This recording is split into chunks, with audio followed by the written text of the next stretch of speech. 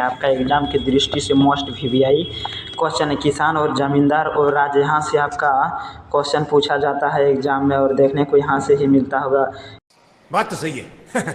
न VVI question लाए हैं आपके लिए मोस्ट इम्पोर्टेंट। आप मेरे वीडियो के अंत तक जरूर बने अरे कहना क्या चाहते हो रहें। चलिए देखते हैं क्या है क्वेश्चन। चलिए देखते हैं पहला प्रतिशत लोग। चलिए देखते हैं पहला क्वेश्चन है 17वीं सदी के दौरान हिंदुस्तान में लगभग जितने पर गाँव में रहते थे वह स्थान थी, वह क्या कौन सा स्थान थी? 85% थी, 75% थी, 65% थी, 95% थी। तो लोग गाँव में रहते थे कितना प्रतिशत थी? तो 85% हो जाएगा। ऑप्शन नंबर ये आपका राइट आंसर हो जाएगा। चलिए देखते हैं क्वेश्चन नंबर दूसरा। 16वीं शताब्दी में भारत गांव में जो अनेक बाहरी ताकतें दाखिल हुई वे थी, वे कौन सा थी? अनेक बाहरी ताकतें दाखिल कौन सा हुई थी? मुगल हुई थी, राज हुई थी, व्यापार, मुद्रा और बाजार हुई थी। इनमें से सभी, तो इनमें से क्या हुआ था? सभी हुआ था। मुगल भी हुआ था, राज भी हुआ था, व्यापार, मुद्रा और बाजार भी हुआ था। चलिए देखते हैं क्वेश्चन नंबर थ्री है मुगल काल के भारत फारसी स्त्रोत किसान के लिए आमतौर पर प्रयोग करते हैं। तो क्या प्रयोग करते हैं? रियात या रियात, मुजरियान, असमिया, किसान, इनमें से सभी। तो इनमें से सभी आपका राइट आंसर हो जाएगा। ऑप्शन नंबर डी आपका। चलिए देखते हैं क्वेश्चन नंबर चौथा है भूखमरी और महामारी के बावजूद 1600 से 1700 ईसा के बीच भारत की आबादी करीब हो गई थी। तो कितना हो गई थी? 1 करोड़ हो गई थी, 5 करोड़ हो गई थी, 3 करोड़ हो गई थी, 17 करोड़ हो गई थी। तो 1600 से लेकर 1700 के बीच भूखमरी क्या हो गई थी? करीब कितनी हो गई थी? तो कितना हो गए थे? आपका बी राइट आंसर हो जाएगा, 5 करोड़ हो गई थी। चलिए देखते हैं क्वेश्चन नंबर पाँचवा है आपका। क्वेश्चन नंबर 5 है खरीफ फसल किस ऋतु में होता है? देखिए यही सब क्वेश्चन आपका एग्जाम में देखने को मिलेगा। खरीफ फसल किस ऋतु में होता है? तो शीत ऋतु में होता है, पतझड़ में होता है, बसंत ऋतु में होता है। इनमें से कोई नहीं। तो खरीफ फसल कब होता है आपका खरीफ फसल होता है पतझड़ में। ऑप्शन नंबर बी आपका राइट आंसर हो जाएगा। खरीफ फसल पतझड़ के टाइम में होता है। चलिए देखते हैं क्वेश्चन नंबर 5। क्वेश्चन नंबर छोटा है खरीफ फसल किस ऋतु में होता है? तो खरीफ फसल किस ऋतु में होता है? बसंत ऋतु में, ग्रीष्म ऋतु में, वर्षा ऋतु में, पतझड़ में। तो खरीफ फसल किस ऋतु में होता है? तो आपका बसंत ऋतु हो जाएगा। ऑप्शन नंबर ये आपका राइट आंसर हो जाएगा। यही सब क्वेश्चन आपका एग्जाम में पूछा जाता है। चलिए देखते हैं क्वेश्चन नंबर 7 है आईने के अनुसार सिंचाई वाले क्षेत्रों में वर्ष में कुल फसलें होती है। तो कितना फसल होती है? 5 फसल, 3 फसल, 4 फसल, 7 फसल। तो कुल कितने फसल होते हैं आने वाले क्षेत्र में? तो 4 फसल होते हैं। चलिए देखते हैं क्वेश्चन नंबर 8वां। क्वेश्चन नंबर 8 है आपका आईने हमें बताती है कि फसलों की दोनों ऋतुओं मौसमों को मिलाकर अगर आगरा में कितने किस्मों की फसलें कुल उगाई जाती है वह संख्या है। तो वह कितना संख्या है? 39 फसल, 49 फसल, 59 फसल, 69 फसल। तो कितना हो जाएगा आपका क्वेश्चन नंबर 8 का? आपका हो जाएगा 49 फसल। ऑप्शन नंबर बी आपका राइट आंसर हो जाएगा। चलिए देखते हैं क्वेश्चन नंबर 9वां। क्वेश्चन नंबर 9 है आईने के अनुसार मुगल काल में दोनों मौसमों की फसलों की मिलाकर दिल्ली प्रांत में जितने किस्मों की फसलें कल उगाई जाती थी वह संख्या थी। वह कौन सा संख्या थी? 33, 43, 53, 63। तो कौन सा संख्या था जो फसलें उगाई जाती थी? तो 33 हो जाएगा। 33 फसलें उगाई जाती थी। चलिए देखते हैं क्वेश्चन नंबर 10। क्वेश्चन नंबर 10 है आपका भारत में 17वीं सदी में जो भी फसल के रूप में अफ्रीका और स्पेन के रास्ते आई थी उसका नाम था, वह उसका नाम क्या था? मक्का था, गेहूं था, चावल था, कपास था।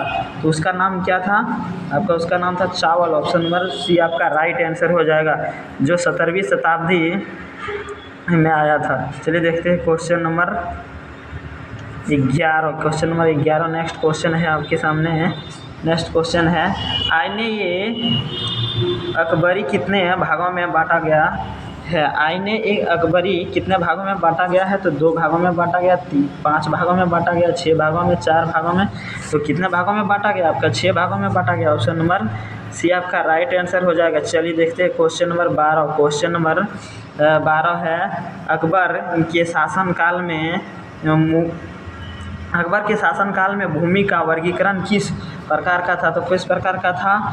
पोजल था, परोती था, पोजल और पार्वती दोनों था, इनमें से कोई नहीं। तो कौन हो जाएगा? पोजल और पार्वती दोनों था। ऑप्शन नंबर सी आपका राइट आंसर हो जाएगा। चलिए देखते हैं क्वेश्चन नंबर 13। क्वेश्चन नंबर 13 है, गांव में आम आदमी के खर्च का हिसाब किताब कौन करता था? हिसाब किताब कौन करता था? तो मुखिया करता था, पटवारी करता था, मुखिया और पटवारी दोनों करता था, इनमें से कोई नहीं। तो कौन करता था? मुखिया और पटवारी दोनों करता था। गांव आदमी का हिसाब किताब कौन करता था? मुखिया और पटवारी दोनों करता था। चलिए देखते हैं क्वेश्चन नंबर 14। क्वेश्चन नंबर 14 है, आईने ये अकबरी कितने भागों में विभक्त है? तो कितने भागों में विभक्त है? 2 भाग में, 3 भाग में, 4 भाग में, 5 भाग में। तो कितने भागों में विभक्त हो जाएगा आपका? 4 भाग में। ऑप्शन नंबर सी आपका राइट आंसर हो जाएगा। चलिए देखते हैं क्वेश्चन नंबर 15। क्वेश्चन नंबर 15 है, दिन ये इलाही संबंधित है। दिन ये इलाही संबंधित है बाबर से, हुमायूं से, अकबर से, औरंगजेब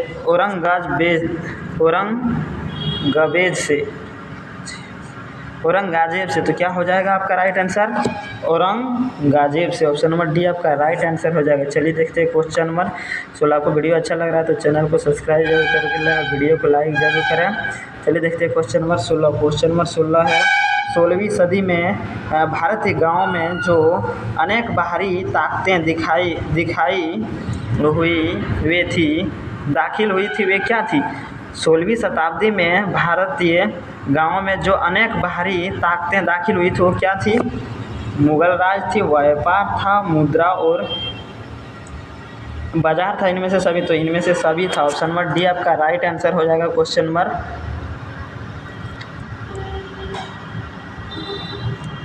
चलिए देखते हैं क्वेश्चन नंबर 16। क्वेश्चन नंबर 16 है, 16वीं शताब्दी में भारतीय गाँवों में जो अनेक बाहरी ताकतें दाखिल हुई थी वो क्या थी? मुगल राज थी, व्यापार थी, मुद्रा और बाजार थी, इनमें से सभी थे। तो मुगल राज थी। ऑप्शन नंबर ये आपका राइट आंसर हो जाएगा। दाखिल कौन हुआ था? मुगल राज हुआ था। चलिए देखते हैं क्वेश्चन नंबर 17। तो क्वेश्चन नंबर 17 है आपके सामने। मुगल काल में भारतीय फारसी स्रोत किसान के लिए आमतौर पर क्या प्रयोग करते थे? तो क्या प्रयोग करते थे? रियायत या मुजरियान, असामी या किसान, इनमें से सभी। तो क्या हो जाएगा? इसमें से सभी। रियायत भी करता था, मुजरियान भी करता था, असामी या किसान भी करता था, इनमें से सभी करता था। चलिए देखते हैं क्वेश्चन नंबर 18। क्वेश्चन नंबर 18 है आपका, भूखमरी और महामारी के बावजूद 1600 से 1700 के बीच भारत को आबादी करती हो गई थी। तो कितना हो गई थी? आपका यहाँ टाइपिंग में मिस्टेक है, करती लिखा गया है, यहाँ हो जाएगा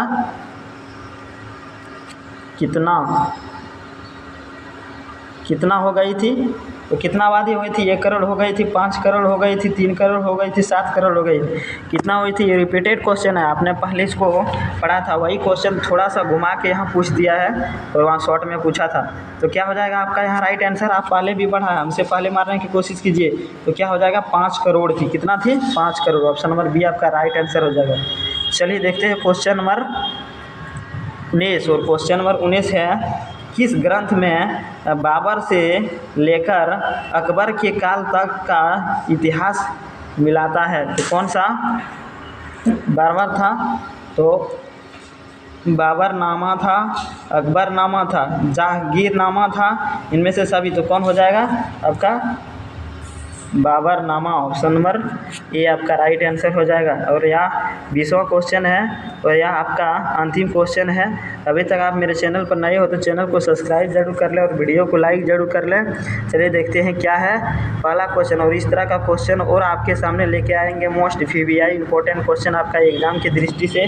और यहाँ से ही क्वेश्चन पूछता है आपका एग्जाम में, यह NCERT से चुन कर लाया हुआ क्वेश्चन है। चलिए देखते हैं क्वेश्चन नंबर 20। क्वेश्चन नंबर 20 है, राजस्थान और महाराष्ट्र दोनों प्राप्त भारत के जिस भाग में आते हैं वे है, वह कौन सा भाग है? पश्चिम बंगाल, पश्चिमी है, दक्षिणी है, पूर्वी है, उत्तरी है, तो कौन सा हो जाएगा आपका दक्षिणी। ऑप्शन नंबर बी आपका राइट आंसर हो जाएगा। चलिए इतने के साथ इस सेशन को समाप्त करते हैं। और आपको चाहिए NCERT से और चुन कर लाया हुआ क्वेश्चन, तो इससे पहले मैंने करा रखे हैं 7 चैप्टर, 6 चैप्टर, 5 चैप्टर, 4 चैप्टर, सारा मैंने करा रखे हैं। इसी चैनल पे अवेलेबल है, आप जाके ज़रूर देख लीजिएगा। इसी चैनल पे आप ज़रूर एक बार सब्सक्राइब कर लेंगे तो आ जाएगा आपका सामने। तब तक के लिए अपने स्वास्थ्य का ध्यान रखिए और पढ़ाई बहुत अच्छा से कीजिए। जय हिंद, जय भारत।